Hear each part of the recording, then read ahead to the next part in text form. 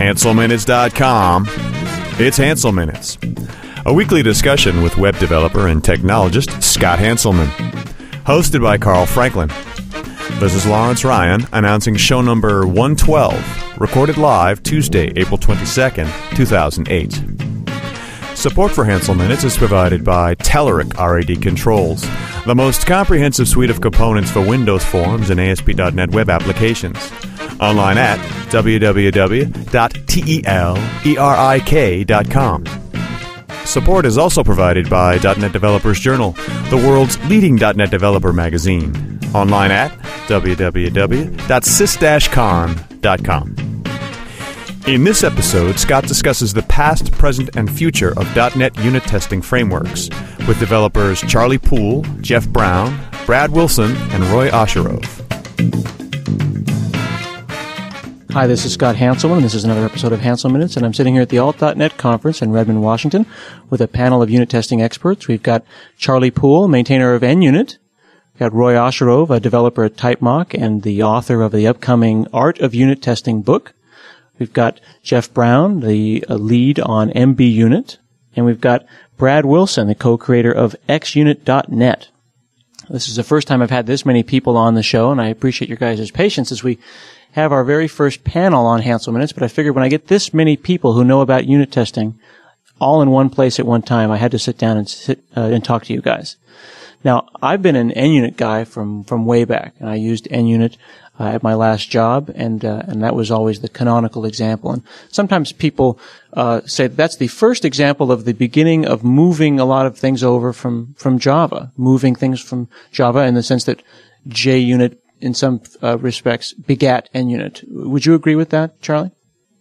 Well, it's the first example in the .NET world. Perhaps not the first, but the first very well-known one. Of course, a lot of things got moved from Java to many different languages. Mm-hmm. And I should say, we're very glad to have you as a user. Thank you. But there's a lot of options now, and we've got these options assembled in this room, and that's one of the things we want to talk about. But is that a good thing to bring things over from Java? Are we being derivative, and is being derivative bad? I think it's really not that important where they came from. We're all developing software. We're using different technologies. We can learn a lot from each other. Mm-hmm.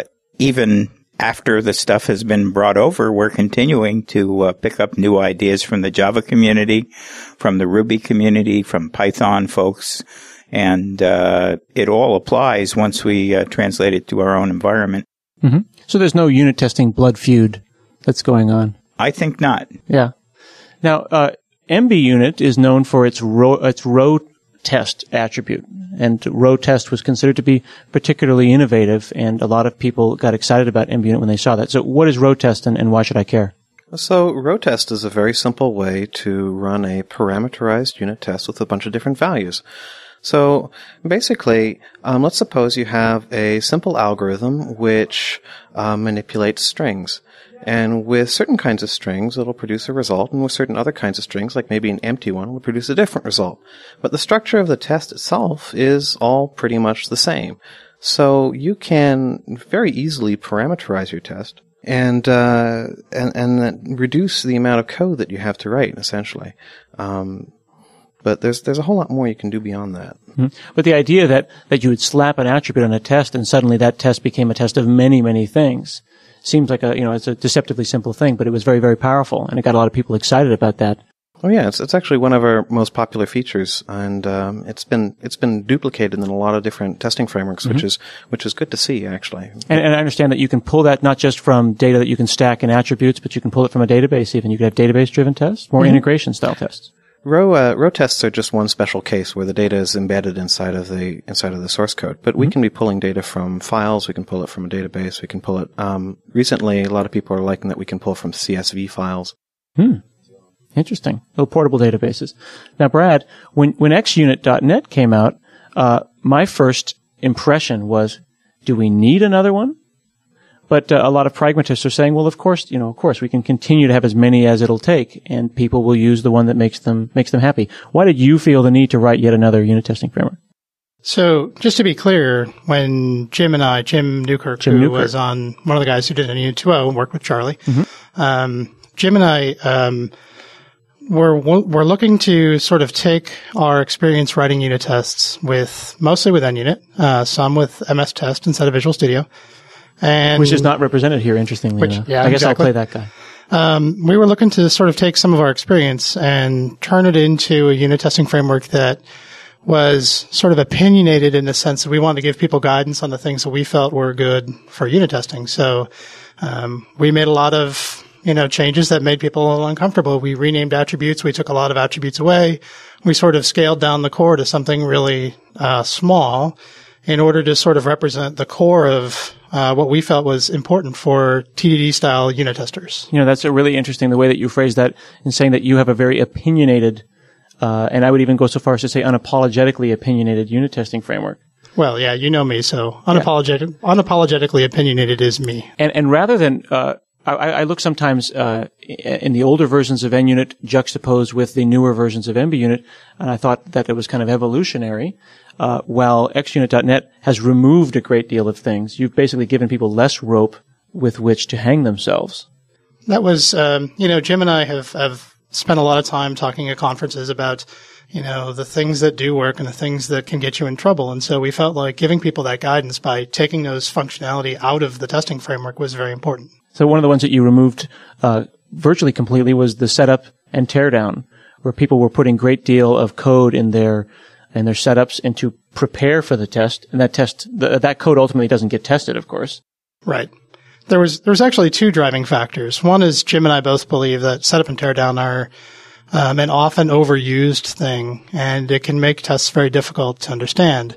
But there was another sort of driving factor as well, which was setup and teardown as attributes on methods had strange behavior associated with it that wasn't really consistent with the .NET framework.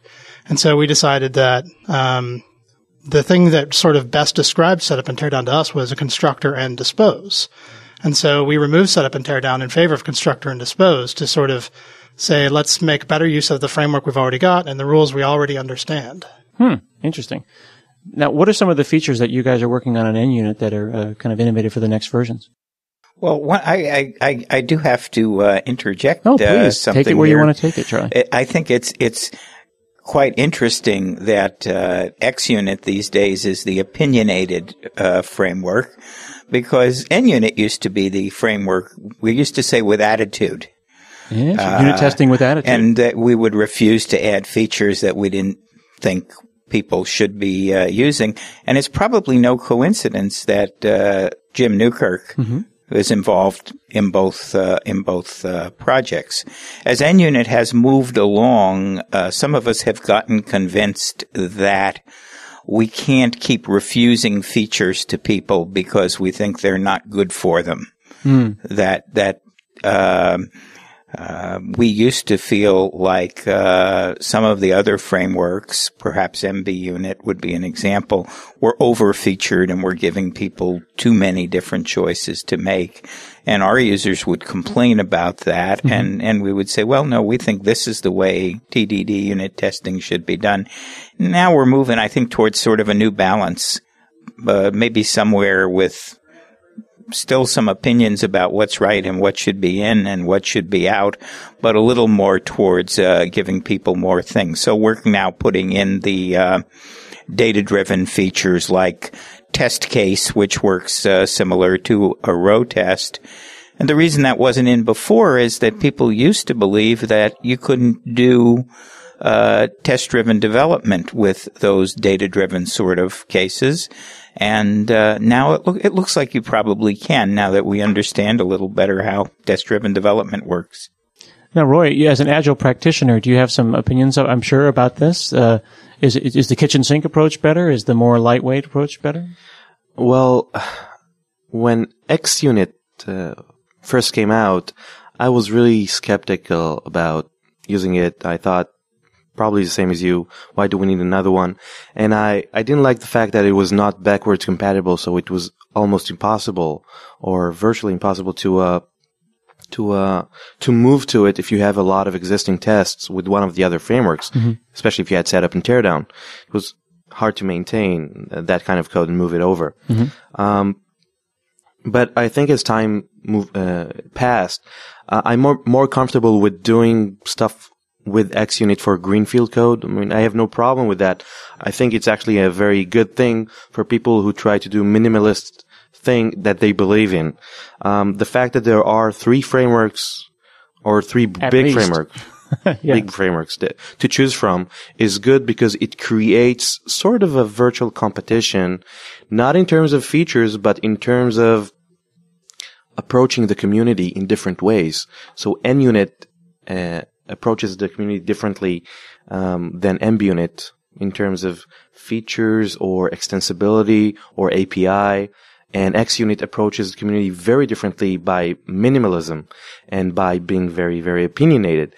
And especially starting to work at TypeMock, which is a very opinionated framework by itself, a lot of people would say, I'm starting to appreciate that kind of worldview. You look like you had a comment. Oh, sure. So what I find is great right now is that we are seeing a lot of different innovation appearing in the unit testing space again. And, part of this actually, I think, is somewhat being catalyzed by the XUnit.net stuff coming out. And we're just looking at all sorts of different ways that we can meet the needs of the community. So, traditionally, MbUnit, for example, is taking this approach where we want to meet as diverse a set of needs as possible. And that has meant there's been a certain explosion in the number of features provided. But now with version 3 coming out, we are actually consolidating the feature set to a great extent. We're retaining a very wide scope in that we want to be able to do unit testing, but also integration testing. But each of these features now is more primitive and more composable, and we're trying to find ways to reduce the cognitive weight of the framework while still allowing people a lot of flexibility. I've got a question about reuse, and I'm just going to take a brief moment here to thank our sponsors, and we'll be right back. Hi, it's Scott here from Another Place and Time. I hope you're enjoying the show so far. I apologize for interrupting it, but I wanted to let you know that assembling a podcast like this every week isn't free. Certainly the bandwidth bill crushes us every month, so I want to let you know that this show is sponsored by Telerik. They make the show possible, and they make some pretty cool products as well. For example, if you're trying to build a Web 2.0 Ajax application, trying to use the Web 1.0 components, it's kind of difficult. You got to get the next-gen stuff if you want to build the next-gen websites, and that's exactly what the folks at Telerik have got in their new upcoming product, which is codenamed Rad Controls Prometheus. It's a big pack of web controls built entirely on top of the Microsoft ASP.NET Ajax stuff that you already understand. It's going to give you a lot of performance and interactivity on your next project. They mirror the ASP.NET Ajax API, so the development's really straightforward. Client scripts are shared, loading time is pretty fast. You set a couple of properties, you can even bind to web services for a really efficient operation. The new RAD editor for ASP.NET Ajax loads up to 4 times faster than before, and the RAD grid will do thousands of records in milliseconds. But of course, it's better to try these things for yourself, so you can visit telerik.com/ASP.NET Ajax and download a trial. Thanks a lot for listening, and we'll get right back to the show. So one of the things that I found in writing unit tests in each of these frameworks that we're talking about here today, as well as MS tests, is I find that things get considerably more and more complicated, and I find that, of course, that my test becomes a program in and of itself, and I want to start writing classes and utilities and things. And I'm seeing in all 3 frameworks that there is more focus on extensibility, on ways to say, I want the framework to work like this. What are some of the mechanisms for extensibility in each of your frameworks? So we felt it was very important for us to be able to have extensibility even in our extension points. In fact, we even went to the point of designing the framework. The minimalism went all the way down to, as many things as we could push out into extensions, we did, because we wanted to ensure that our extensibility model was effective by, 90% of what you get is an extension. How much can I hurt myself? If you have a unit testing framework that's that extensible, it sounds like it really, really hurt myself. You could hurt yourself, but you could also do yourself great good. So there's always the potential with any tool that you can shoot yourself in the foot. Just don't drop the hammer.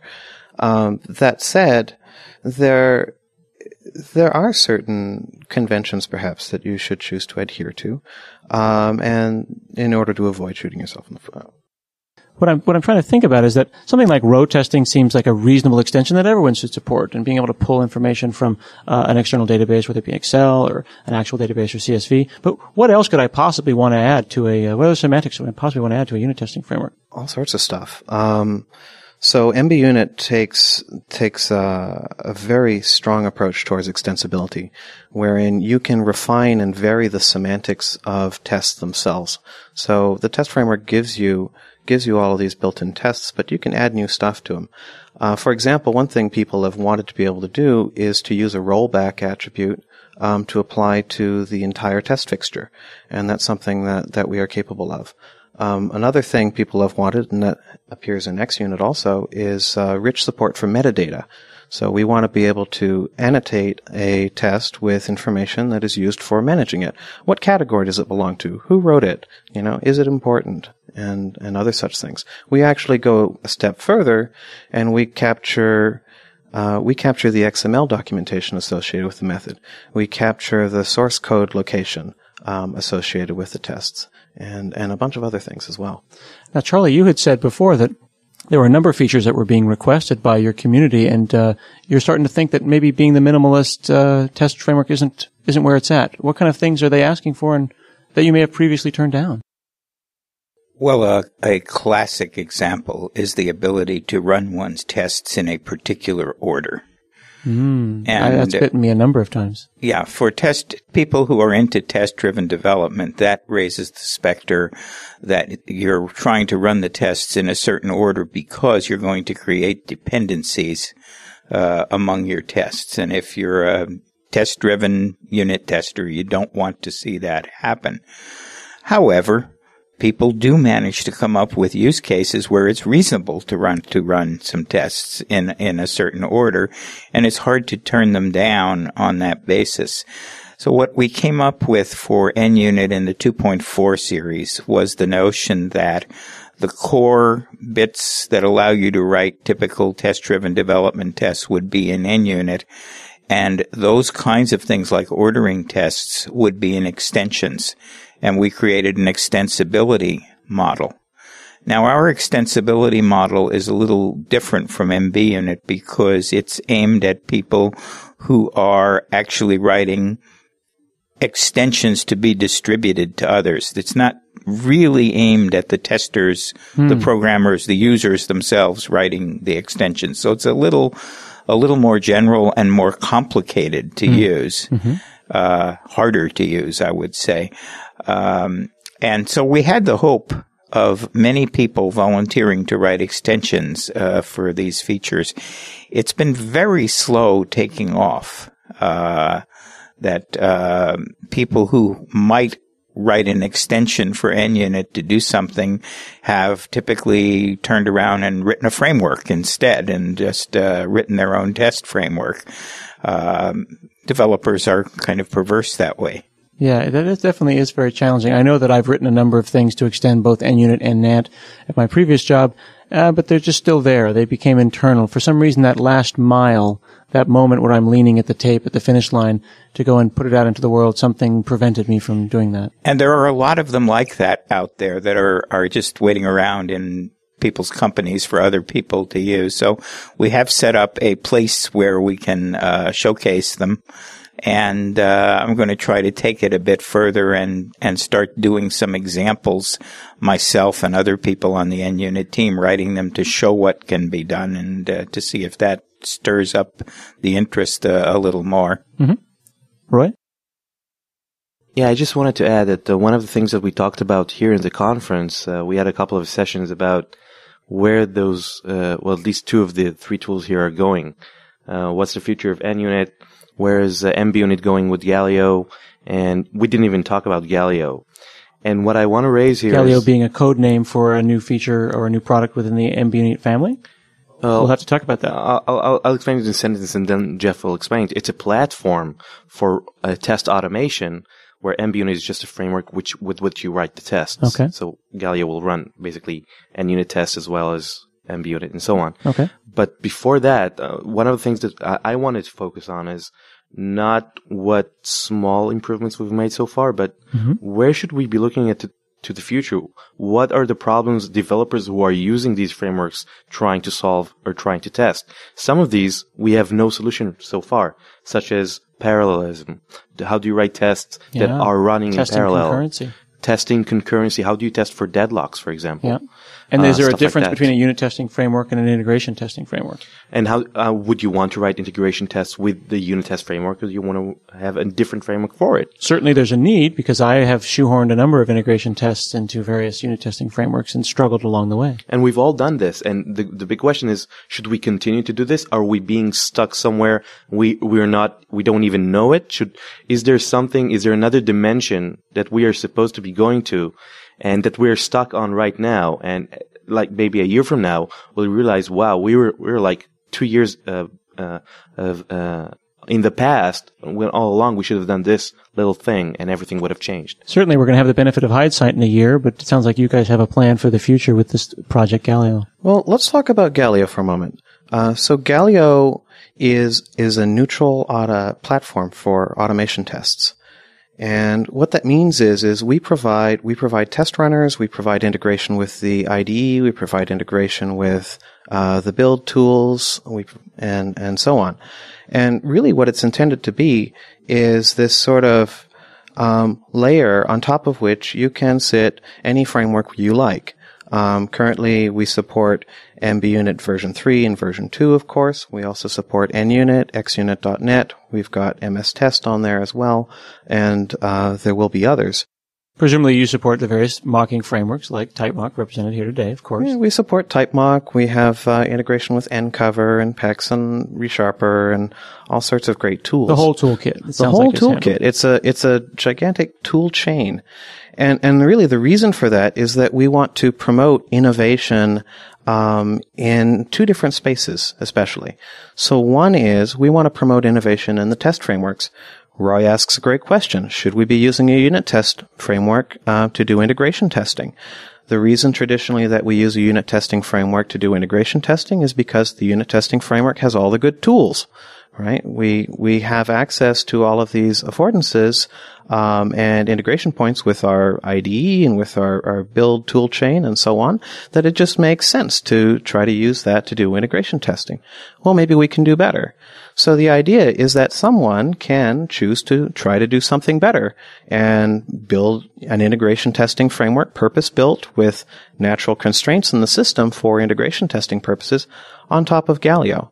And we provide all sorts of features in the platform to help make that possible. Now, am I to understand, kind of paraphrasing, that you are lowering the bar for the entry of new frameworks that have yet to be thought of, such that if I want to make Hansel Test 2000, I don't have to do test runners and Visual Studio integration and all these other things that would formerly be administrivia, really, to my innovation, that are preventing me from getting jump-started about my new idea. That's absolutely the case. And there's a surprising amount of effort involved in this infrastructure, actually, when you start thinking about how many tools you have to integrate with. But we're also lowering the bar for people who want to innovate in the test runner space as well. You know, the GUI that we provide is great. It's improving. And, we have integration with ReSharper and other things. But I'm sure someone out there has some really fantastic ideas for tools and affordances that they would love to provide that would work across a wide variety of different frameworks. So instead of, having to roll their own complete tool chain, they can build on top of ours, provide some new kind of runner as well. Yeah, a couple of years ago at my last company, I used Adaptive's Zanebug, which was an Uber test runner, but he had to go and figure out how to test run all of these different available frameworks. It sounds like he would be able to build that on top of Galileo, and he would get free unit test running for all. Exactly, and we want to encourage this. We've got a few projects that we're looking to start actually in this space. One of which being tentatively named Archimedes, which would build on top of the Galileo platform to provide a test case management solution for automation tests. So basically a place where all of your test results are kept and can then be subjected to analysis and review. What are some of the extreme examples of really cool things that you've seen in the testing space? One of the things that I was particularly proud of at my last company was that the guys decided that rather than DLLs in a bin folder popping out at the other end of a continuous integration build, that the result of a build, a daily build, would be a virtual machine.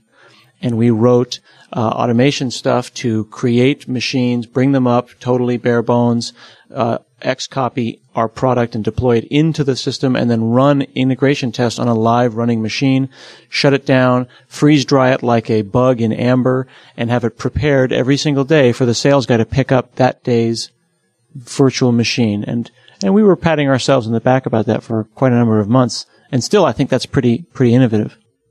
Yeah, this is a tool that we're actually looking to build internally at my employer, Ingenio, and would be extraordinarily useful. This, if someone wants to build this thing, go ahead, let me know. I want it. It's interesting. Just the fact that you said internal, I know that at Microsoft there's internal tools like that as well, but I don't know if they are named and if they will ever release. It's that every team at every company seems to have built something, some kind of Rube Goldbergian miracle that creates exactly what they needed, but it never gets generalized and released into the wild.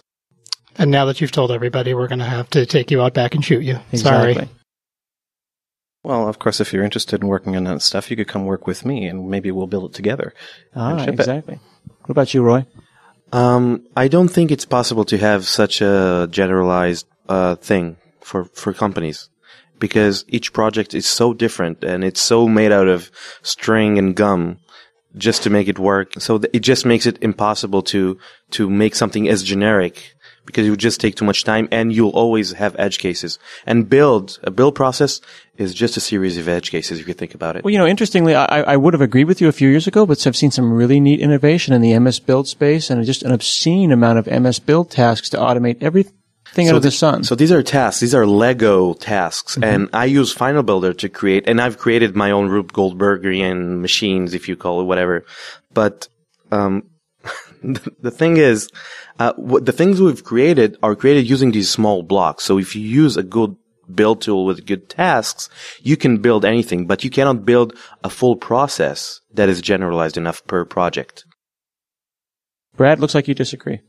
No, I don't disagree, actually. Oh, good. I had something I wanted to add. And so Microsoft, has been in the virtualization space for a while, but there's an interesting product that most people don't really think about called SoftGrid, which is done by a team in Boston. And SoftGrid actually allows you to create a semi-private, semi-virtualized environment inside of an existing copy of Windows. And I can't help but wonder if there's some integration points here where you can say, you don't have to go through the pain of bringing up an entire virtual machine. You can just give the code that you want to test its own little playground that's isolated from the rest of the software on the machine. That's really interesting. At my last company, and I apologize for invoking my last company so often, but I've only been at Microsoft a number of months, and I was there for 7 years. But we needed to deploy large systems n number of times, where n was typically a very large number, and we ended up taking the running system, as it were, the binaries, the incomplete running system, and checking the entire tree into Subversion, and then telling all of our drone machines to simultaneously do a checkout, and they would bring down a complete running configured system and bring it down into the program files folder. But of course, there were those little edge cases like, the registry, that needed to be handled.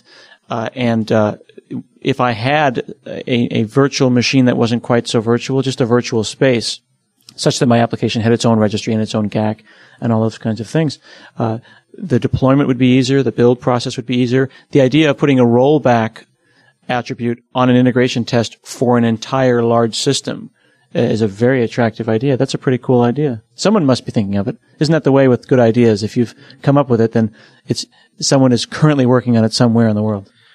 I think the whole idea of I think we're past we're past the point where we need to worry about how we're going to undo stuff to the system, because the build tools that we have these days, like Final Builder, Visual Build Pro, and so on, they're mature enough and they have enough tasks. We can pretty much do anything and automate it. It would take a considerable amount of time, to do it on the first run. For example, I had a solution with 120 projects. I was consolidating database changes, merging stuff automatically, pushing stuff out, doing testing and all that stuff. Took a month to build that build process on an existing project. But once we had that, everything else was trivial. So this is just bureaucurity as far as I consider it. Did that include the undo? I mean, the thing about virtualization it was on a virtual machine, so what do I care? Well, but see, I felt a little bit there like you were trivializing virtualization, but then you said that the entire process was running on a virtual machine. You have a task in FileBuilder to create a virtual machine, run it, automate it, install stuff on it, right? So it's there. It's mature enough, so you don't have to worry about it. If the tool is there, like replacing stuff in XML files, done. You know, it's not that big a deal. I don't think that's our problem. These are the problems we need to worry about these days. Not the build process. It's the testing tools. Well, so infrastructure is great. It allows you to do all sorts of things once it's built. It takes a whole lot of effort to get there. So anything we can do to lessen the amount of effort required for people to implement more advanced infrastructure, such as generating virtual machine images as part of your continuous integration process, is great, and it will benefit way more people than if we just say, well, here are the 20 tools that you can slap together using scripting glue, and some, simple, well, sort of maybe not so simple explanations as to how to do it. Right. If MacGyver were doing the process, how would that look?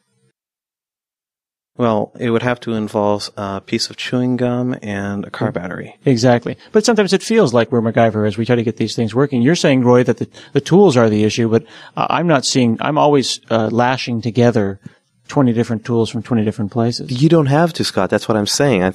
We are at that state where most developers, the only thing that's stopping people today from doing a real and a maintainable build process is knowing the tools that exist out there. So what is this holy grail tool that I'm completely missing the point on that you keep speaking of? I don't think FileBuilder is the answer to the world's build problems. To me, the answer is TeamCity plus FileBuilder. Okay. So that's Seriously. you. That's an interesting point of view. So you like TeamCity and FileBuilder. Do you guys want to weigh in on what your... I mean, it's my answer. Because you're speaking very declaratively, Roy, that the problem is solved. For me, the problem is solved, and for a lot of other developers that I've seen, the problem is solved.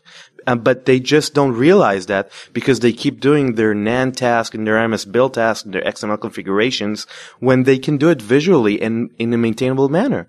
So I don't get it. I seriously don't get it. Okay. Jeff? Personally, I really like my MS build tasks and how they've all been slapped together. And actually, we've managed to do so quite maintainably. You'll see this in the MbUnit v3 source tree if you ever check it out. But I believe that you won't find a single holy grail tool. You will still find domain-specific tools to solve various problems. So maybe you'll find that using something like FileBuilder will make it easier for you to set up your continuous integration build process. Or perhaps you already have build scripts that you use on the command line, and then cruisecontrol.net actually isn't so bad if you already have the scripts. But for actually running the tests and distributing them, I want that to be Galio, maybe. So let's try to bring this around to we talked about build, which it was a little indirect. We talked about testing. I want my build test to be kind of the same thing. And then what's beyond unit testing? We had spoken briefly before about the idea that do I want to write integration tests with my unit test tools, or is there some other yet to be written tool? Do you guys advocate using your tools for the creation of integration tests? I have shocked many clients by telling them not to use NUnit for their integration high-level tests. It's not what it was built for. Your NUnit tests are basically running in a little sandbox that makes its environment somewhat different from what's going to happen when you're running the full application. And when you're really doing your final integration tests, your system tests, you need to be doing that in an environment that's suitable for it. You also want, I believe, since I practice various agile approaches. I believe that you want your overall tests to be in a form that is digestible by a user, by a customer. And I don't think that C# code, even though it's a lot easier to read than C++ or COBOL, is really what the user or the customer wants to see. So I like to use frameworks like Fit or Exactor or the frameworks that reduce it all to simple statements of what you're going to do. Interesting. Well, that's true. I actually used Selenium and Water and Watton at my last job to do my testing. I, of course, ran them with NUnit, but ultimately they were doing the work and they were working against live machines. Let's each have one last comment from each of you as we finish up our panel here. I also think that acceptance style testing tools like Fitness are a direction. They're not there yet. Some of them are horribly buggy. But we need to look at the future of these tools. For example, Storyteller from Jeremy Miller. You can look at that as the beginning of the future of what we would like these tools to look like. Look at Galileo as maybe the basis on which future tools, maybe in a year or two, will be built on or based on, in thought. That's it for me. So, I'd actually like to ask your readers to help us define what these tools should be. In many cases, I know a lot of people have built things internally to solve their problems, and it would be great to get some insight into what those things have been and to share those ideas more widely and publish them and hopefully get in touch with us and, contribute that experience, that knowledge and those needs. I think that's an excellent call to action, Jeff. Do you have anything you want to add, Brad? +3. +3. I think all their points are valid and reasonable. The tools are immature. The existing TDD tools are not appropriate. And we're going to find out what people are using. I think that's going to drive the innovation. I don't think, I'm personally a TDD tester. I don't really think I'm qualified to say what these things are. I mean, I got to ask somebody else who's doing this job, and it's not me. Yeah. Well, I definitely think this is a very exciting time. If you're not involved in test development, that this is the time to jump in. And any final words, Charlie? Well, NUnit is continuing. It's adding more features. It's building its new very large scope platform, which could pretty much be the same promises that Jeff has been making. That to be able to run anything and everything. But I think the really important thing is that we continue to have this diversity in this space, because I think that's where the innovation and the ideas come from.